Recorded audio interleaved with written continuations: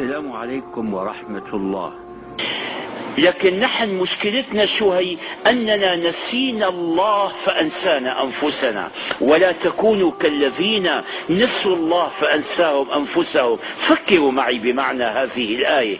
ألم ننسى نفوسنا؟ هذا الواحد منا ماذا يصنع من حين ما يصبح صباحا إلى أن يمسي؟ نعم، يقف بالصلاة، قد يقف في الصلاة وعقله نصفه في الصلاة والنصف خارجا عنها.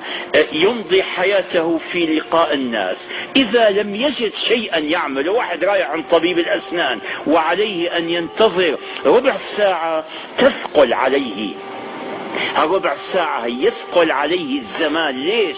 لأننا لا نستطيع أن نخلو بأنفسنا. والله عجيب، نفسي أنا عدو لي.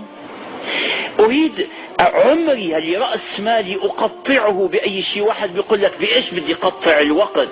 يسأل الشباب بماذا نمضي فراغنا؟ ولك يا عمي فراغكم هذا وفراغي هذا ووقتي ووقتكم هذا رأس المال، هذا هو العمر. فهل نسعى لأن نقطع أعمارنا، نقطع أوقاتنا بقراءة رواية سخيفة، بمشاهدة فيلم تافه، بحديث أو اجتماع لا منفعة منه في دنيا ولا آخرة؟ أي شيء، هات لي أي شيء، بس لا تتركني أنا ونفسي أواجه الزمان الذي هو العمر. إذا أنا نسيت نفسي.